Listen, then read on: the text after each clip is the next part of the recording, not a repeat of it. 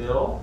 Good morning again, everyone. Good morning. I want to begin the talk this morning by thanking our pledge committee, because everything you hear in the talks and everything you see around you includes all of them. And so I want to thank Joan Costner, who's here. Wave to everybody, Joan. Thank you, Joan. Yvonne Woods. I want to thank Yvonne Woods.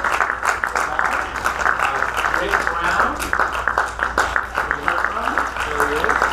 And Anne-Marie Lovedahl. Thank you, Anne-Marie. So all of this celebration, transformation, and trees growing, and seeds planting, and coins being handed out is all thanks to them. I want to begin by, well, hold on, I don't want to begin there. Do you ever feel like life's playing a trick on you? Well, did you know that there might actually be some scientific evidence to that very idea that life's playing tricks on you? Douglas Adams once said, "There is a theory which states that if ever anyone discovers exactly what the universe is for and why it is here, it will instantly disappear and be replaced by something even more bizarre and inexplicable." There is another theory which states that this has already happened. And perhaps we can find that true of the universe and cosmos that we live in, but in a more profound way, perhaps in our own lives as well. Have you experienced yourself living life in such a way that you think you finally have it all figured out? Think again, right? That transformation takes place, and that's why I resonate with what Adams has to say here, because he speaks to that consistent fact of transformation. Transformation in the cosmos, the very nature of life is to transform, to evolve, to expand, to re-experience itself, to begin again, to renew itself.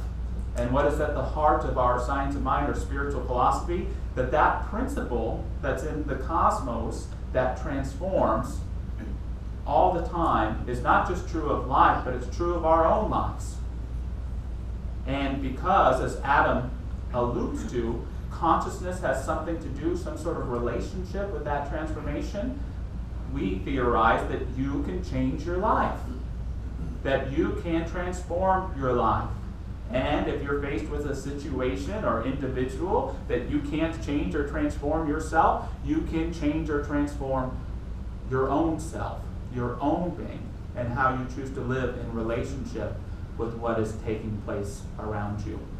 And so it's the goal of the spiritual practitioner and an ever-growing number of physicists to wonder and inquire, what is the relationship between consciousness and transformation in life? And the truth about transformation is that it's very hard sometimes, and it's very difficult at times, and it's very sad at times, where at the same time it's very joyful and very necessary and very harmonious.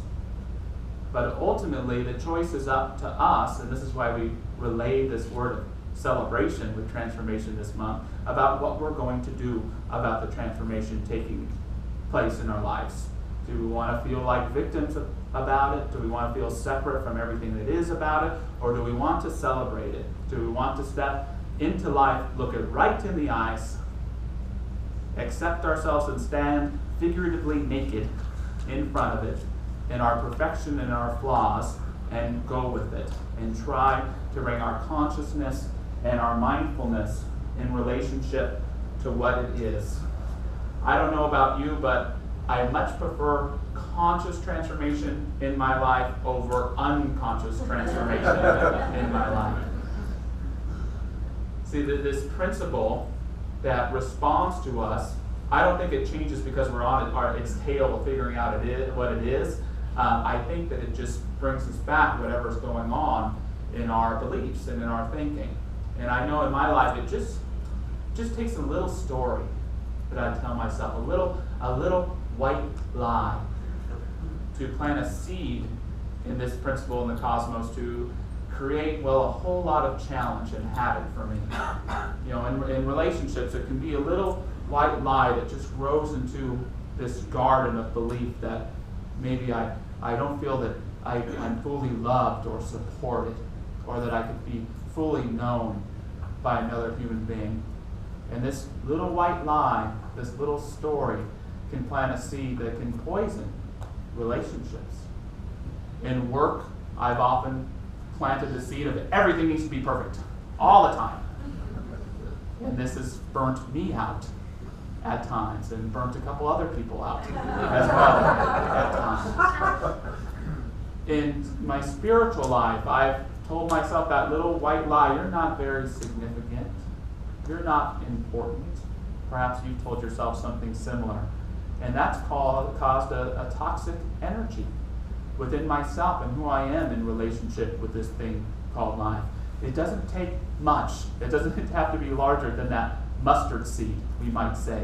That little thought of disbelief, of lack, of not enough, that we know deep down isn't true, but we're going to believe it anyways for some crazy damn reason. and we're forced to struggle with it.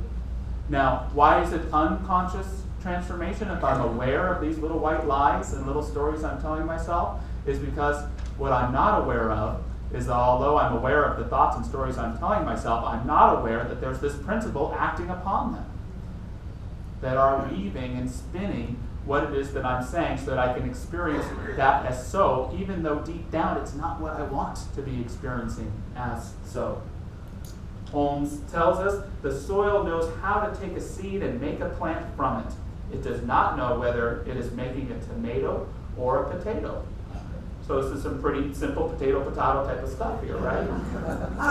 One of the most difficult problems to realize is that when we are dealing with the law of mind, we are dealing with an impersonal thing. It knows how to create without knowing what it creates. And this is one of the essential aspects of our philosophy, is to recognize that we don't have to know how it works. We just need to know that it works and to work it, because it's in depth. You know, I find it humorous. We have that phrase, it's only natural. And we say it's only natural to say that something's easy or organic. But when you really think about that question, about how an atom comes to an existence, about how a baby is born, about how a strawberry is, period, that's some pretty complex stuff. It would take a whole lot to begin to even understand, and scientists still don't quite understand all that is taking place both in the visible and invisible world to make this "you must be present to win" moment take place. It's incredibly complex. The "it's only natural" stuff speaks to the idea that all we have to do in the garden of life is be aware of what the seed is and to plant it. Be aware of what the seed is and plant it. We're all planting seeds all the time. The question is, do you know what it is that you're planting? We have to become conscious of that belief, that knowledge of self that we seek to give in to the soil of life to reap what it is that we sow, what we're searching for, what we're wanting to experience. There's an ancient story about a city of blind people, and coming to visit them is a gentleman who can see with an elephant. And there's a few people that are really brave, and they run up and then they feel the elephant. And then when everyone's gathered that night, they decide to share about it. And the person who touches the ear says, "Well, it's really stretchy and soft like a carpet." No, the person who touched the elephant's trunk says, "It's long and hollow." No, says the person who touched the elephant's foot, "It's hard and firm like a pillar." The purpose of this ancient story is for spiritual practitioners to realize that when it comes to understanding the unknown or the unseen in life, we're like blind people trying to describe an elephant. We can do our best to try to understand here and there what's going on, but we're much better off doing the best we can with what we can know, what we can understand, without trying to trick ourselves into thinking that we understand what we don't know or what we can't see. within the seed, as we know, is all there is. I think that's the secret meaning of Jesus talking about the mustard seed. It's this idea that, yes, just the faith of a mustard seed can move a mountain, but within the whole seed is the possibility of the entire cosmos, of all of life. It just depends on what's in the seed, of what's encapsulated in it. And with this thing called consciousness, with what we are capable of, it may seem only this big, but you can put everything in it. So the question is, what's the seed that you want to plant? And that's the opportunity that we have today in a fun way with our little coins here. And I hope you notice there's a little mustard seed. And so maybe you can plant a new seed for your life today. And you can keep this coin with you as a reminder to nurture it, right? I'm a good father. I am funny. I am a wise teacher. I get paid for doing what I love. What's your seed? What's the seed that you want to plant? What is it for you? The thing to recognize and remember about it is that it doesn't have to be based in any sort of previous fact or experience. Not at all. It only has to be based on your knowledge of who you can be, based on the fact that you are a child of God, an expression of divinity, and can therefore experience or express anything. What's your seed? Anybody? Brave soul. What's your seed? I have a lot of shaking heads. Don't call on me. Rose. Mine is kindness. Ralph, you want to come work on this problem on the board? Everybody else? Kindness. I love that. Kindness. Seeds of love. Seeds of love. Anybody else? What's that seed for your life? Joy. Seeds of peace. Seeds of joy. Okay. Patience. Patience. Yes. Wayne. Recovery. Excellent. Growth. Growth. Service. Unselfishness. All right. Equality. Equality. And the idea. Oh, Cole. Courage. Courage. Thank you. Gratitude. Gratitude. Jim. Wholeness. Good. Great. Mike. Self-acceptance. Self-acceptance.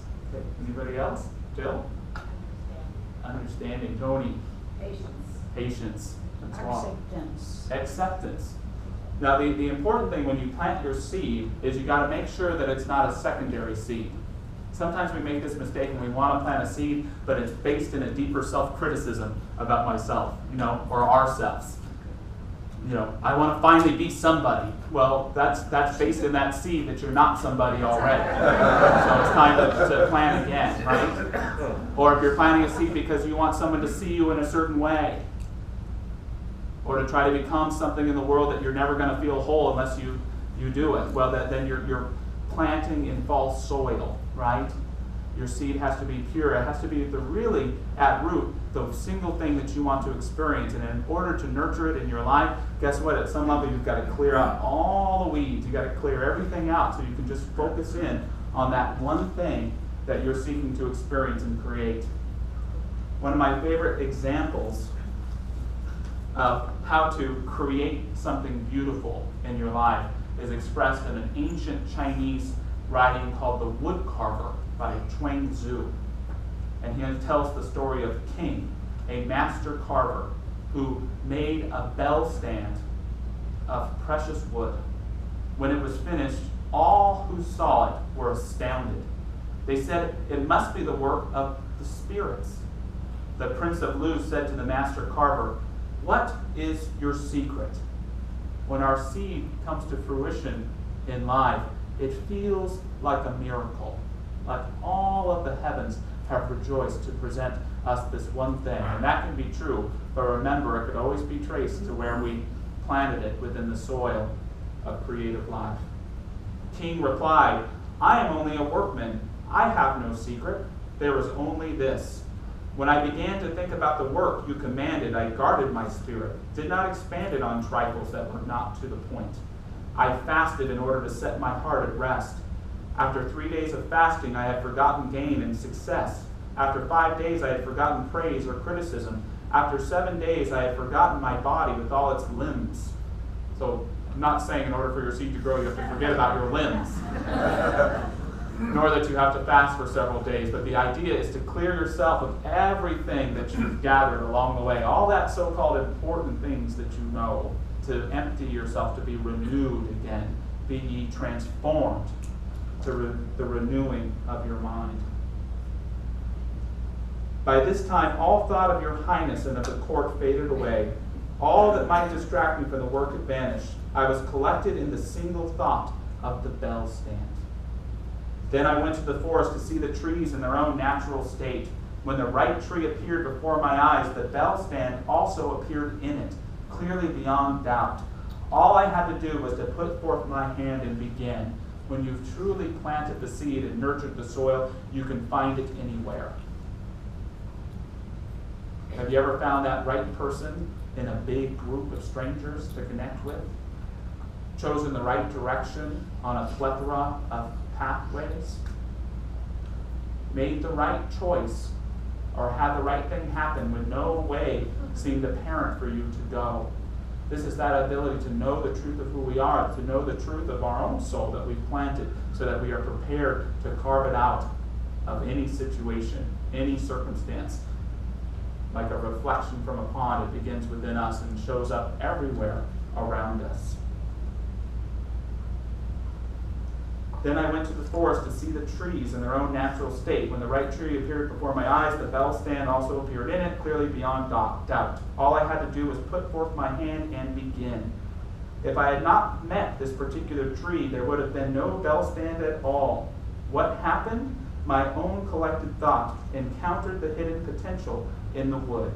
From this live encounter came the work which you ascribe to the spirits. There is hidden potential in our lives, in every encounter, in every opportunity, in every silent moment. Being aware of our seed, of the whole life that we've planted, allows us to reap that hidden potential in our lives, to experience the good, the peace, the harmony that's there. But again, we have to focus ourselves in on knowing what our seed is, making sure it's not someone else's seed or the seed we think we should be planting, but that it is our own.